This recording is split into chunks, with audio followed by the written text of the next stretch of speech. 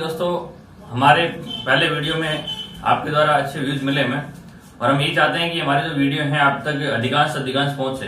हमारा चल रहा था राजस्थान की स्थिति के बारे में पढ़ रहे थे, और राजस्थान की स्थिति के बारे में हमने ये पढ़ा था कि भाई सबसे पहले हमारी स्थिति कहाँ पर थी। हमने ये पढ़ा था मानचित्र के आधार पर था, और सेकंड था हमारे सूर्य के सापेक्ष। सूर्य के सापेक्ष में हमारा टॉपिक चल रहा था, भी हमने कहा था कि सूर्य के सापेक्ष राजस्थान की स्थिति क्या है। तो हमने ये कहा था कि राजस्थान के बारे में जो हमने अध्ययन किया था संपूर्ण रूप से, उसमें हम कहा था कि संपूर्ण विश्व के बारे में अगर अध्ययन करते हैं तो विश्व का कहीं न कहीं विश्व के संदर्भ में राजस्थान भी आता है। और राजस्थान में हमने कहा था कि भाई हम सबसे पहले संपूर्ण विश्व को दो भागों में बांटते हैं। एक तो है आपका ऊपर 0 डिग्री के ऊपर का भाग होता है उत्तरी गोलार्ध, 0 डिग्री के नीचे का भाग होता है दक्षिणी गोलार्ध। इसी हिसाब से देशांतर रेखाओं के आधार पे हमने इसको बांटा था पूर्वी गोलार्ध में, एक भाग हमने बांटा था पश्चिमी गोलार्ध में। फिर हमने कहा हमारा संबंध किसी न किसी रूप से किससे है, कर्क रेखा से। कर्क रेखा के संबंध की बात आती है, हम कहते हैं कर्क रेखा कहीं न कहीं राजस्थान से गुजरती है, कहीं न कहीं राजस्थान से इसका संबंध है। तो हमने कहा भाई है संबंध है हमारा, तो हमारा संबंध है। तो हमने कहा था कर्क रेखा राजस्थान के दक्षिणी भाग से गुजरती है। तो दक्षिणी भाग का मतलब है कि हमने कहा कि भाई जो कर्क रेखा है हमारी, उसका संबंध किसी न किसी रूप से किससे है, हमारे राजस्थान से है और दक्षिणी राजस्थान से है।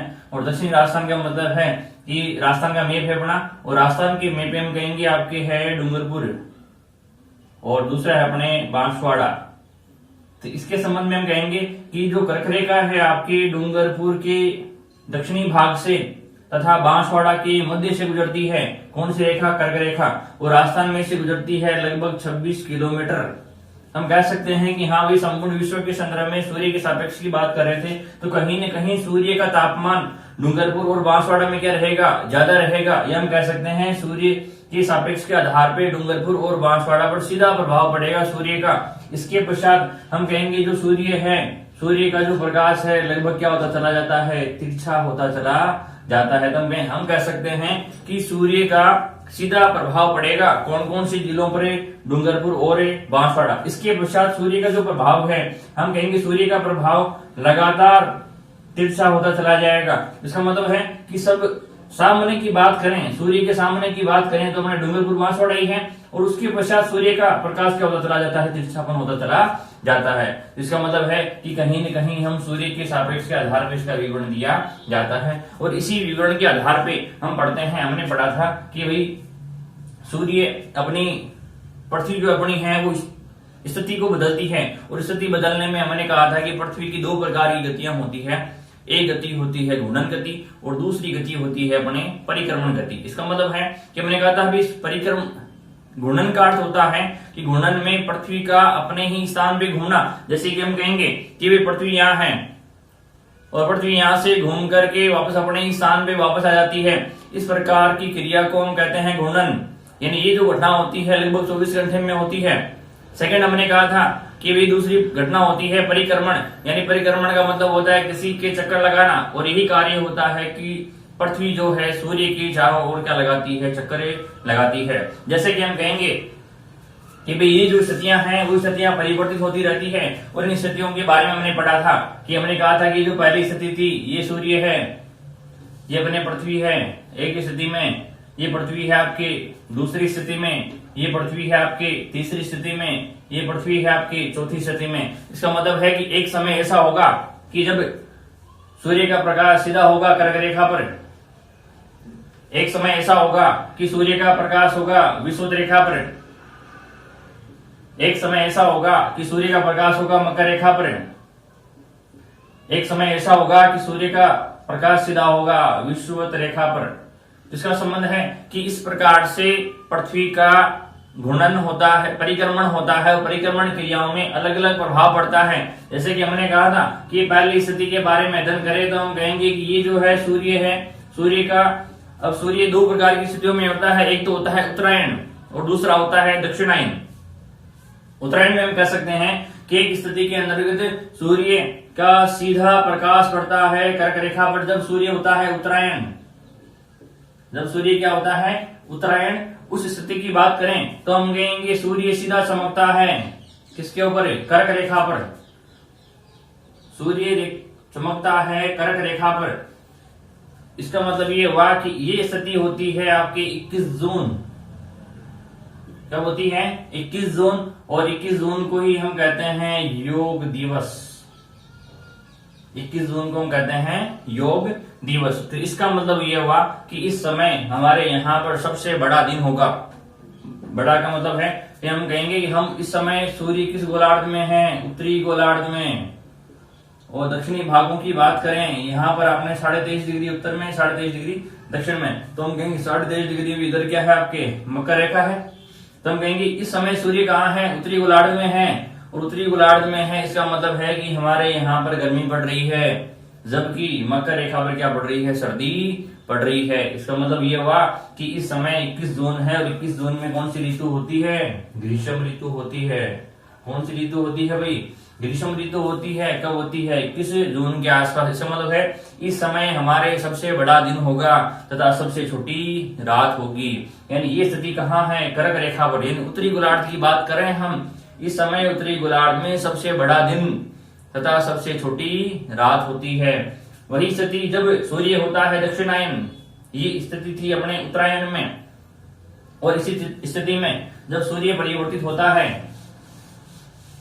जब सूर्य दक्षिणायन होता है, और दक्षिणायन की बात करें, हम कहेंगे ये सूर्य है और ये संपूर्ण विश्व है। और संपूर्ण विश्व में ये 0 डिग्री रेखा है, 2 भागों में बांटती है। ये भाग है आपका दक्षिणी गोलार्ध। कौन सा गोलार्ध है भाई? दक्षिणी गोलार्ध की बात करते हैं। और दक्षिणी गोलार्ध में हम कहेंगे कि भाई 23.5 डिग्री पर कौन सी रेखा है? मकर रेखा है। कौन सी रेखा है? मकर रेखा। इस स्थिति में हम कहेंगे कि सूर्य अभी दक्षिणायन है। सूर्य अभी क्या हो गया भाई? दक्षिणायन हो गया। इसका मतलब है कि सूर्य अभी दक्षिणी गोलार्ध में है।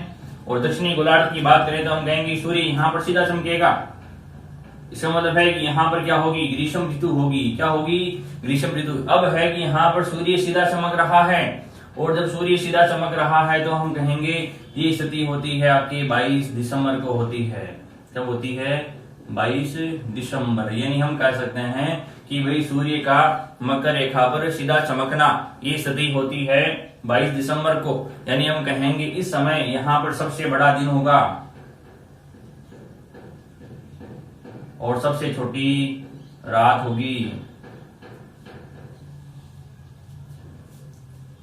इसका मतलब है हम कह सकते हैं कि अब यो स्थिति है कि जब यहाँ पर सबसे बड़ा दिन होगा और सबसे छोटी रात होगी। और इस समय दक्षिणी गोलार्ध में मकर रेखा पर कौन सी ऋतु होगी?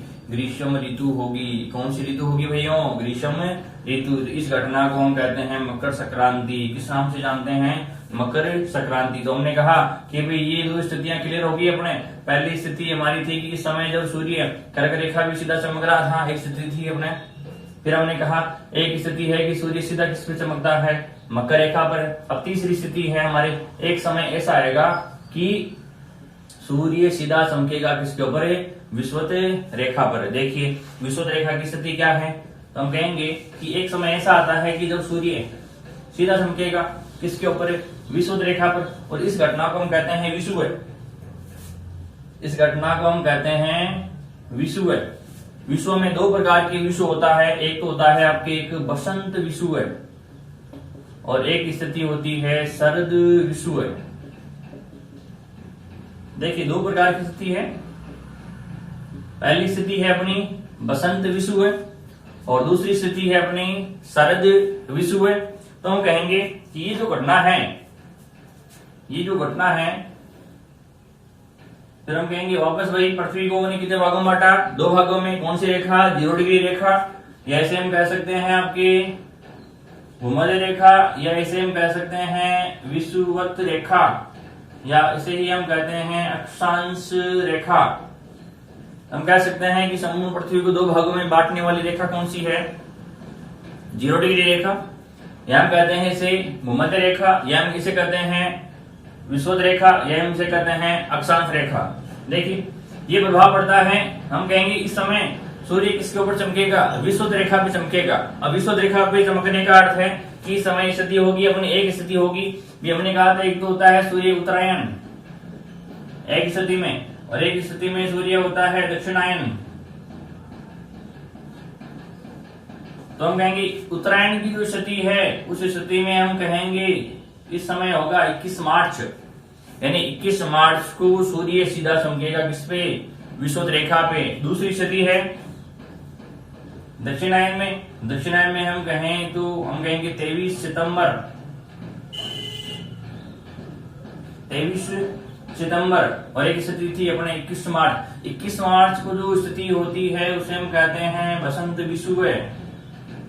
क्या कहते हैं भैया, बसंत विषुव। तो कहने का मतलब है कि 21 मार्च को सूर्य इस पे चमक रहा है विषुवत रेखा पे, और इधर 23 सितंबर को सूर्य सीधा चमक रहा है। इस स्थिति को हम कहते हैं शरद विषुव। हम कहेंगे इस समय संपूर्ण विश्व में, इस समय संपूर्ण विश्व में दिन व रात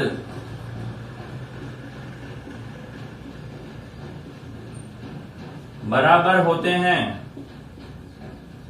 यानी ये वो घटना है जब हम कहेंगे 21 मार्च को हम कहते हैं बसंत विषुव, 23 सितंबर को हम कहते हैं शरद विषुव।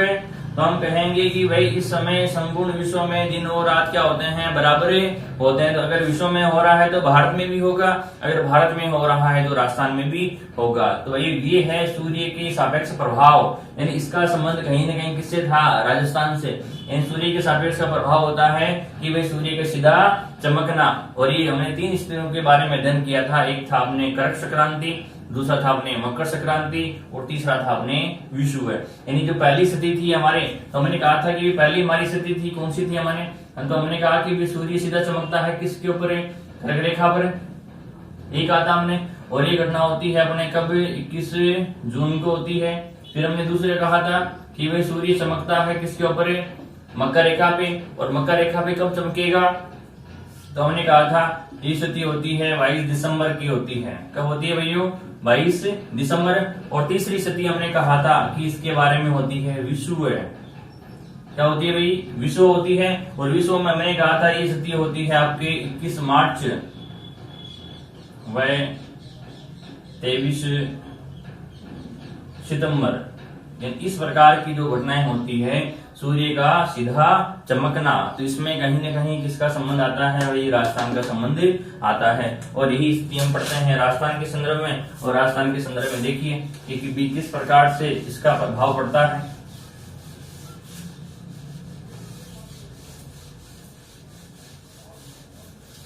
देखिए राजस्थान के बारे में अगर हम अध्ययन करते हैं तो हम कहेंगे राजस्थान में भी इसका कहीं न कहीं प्रभाव पड़ेगा। और प्रभाव पड़ेगा तो देखिए राजस्थान का ये मैप है अपना, और हम बनाने का प्रयास कर रहे हैं।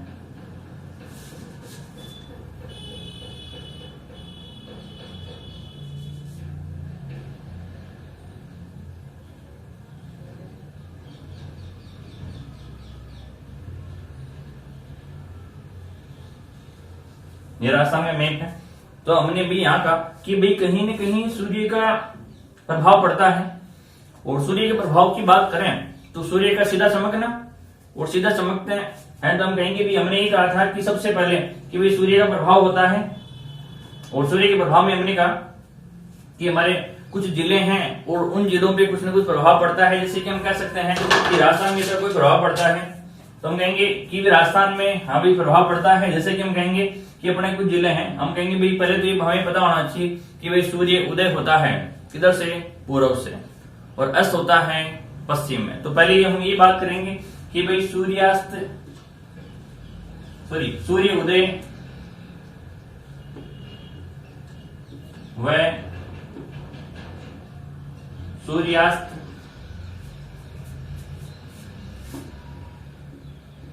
सूर्योदय व सूर्यास्त, ये बात करते हैं।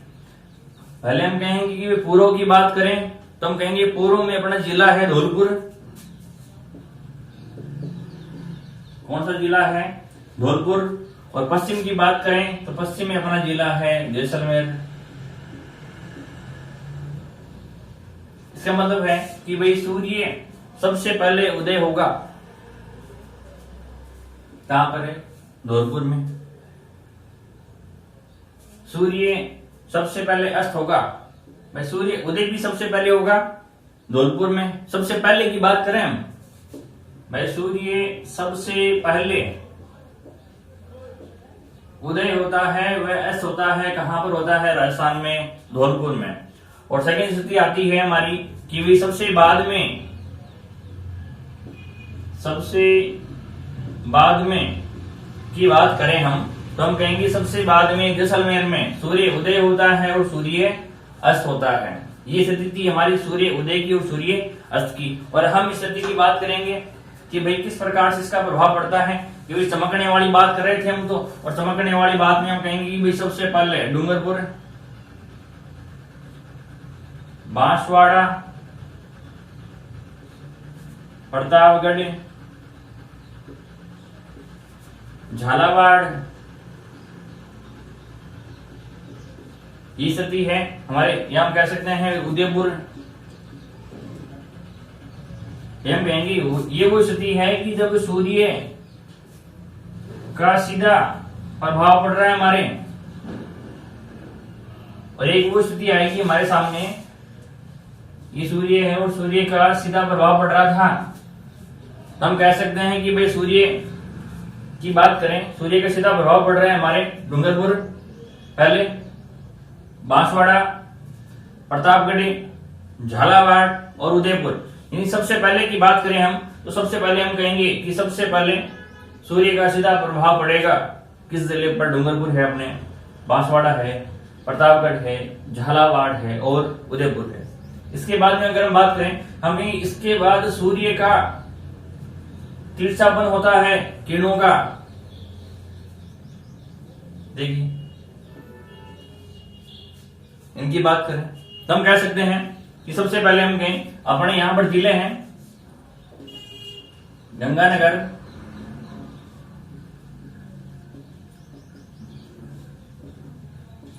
फिर अपने आता है हनुमानगढ़, फिर अपने आता है बीकानेर, फिर अपने आता है चूरू, फिर अपने आता है नागौर और फिर है अपने जोधपुर।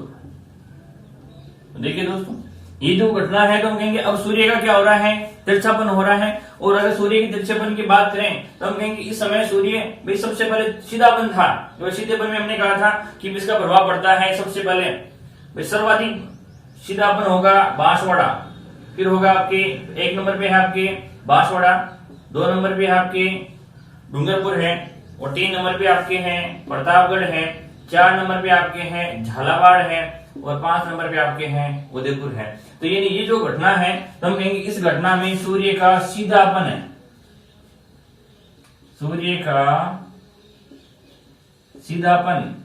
हम कह सकते हैं अपने क्वेश्चन बनता है कि भी राजस्थान के वे जिले कौन से हैं जहां पर सूर्य का सीधा प्रभाव पड़ता है, यानी सूर्य सीधा चमकता है। तो आजकल कई बार क्रम पूछ लिया जाता है अपने को कि भाई पहला कौन सा है बांसवाड़ा, दूसरा कौन सा है डूंगरपुर, तीसरा कौन सा है प्रतापगढ़, चौथा कौन सा है झालावाड़ और 5वां कौन सा है आपका उदयपुर। इसी प्रकार से हम कहेंगे सूर्य का तिरछापन।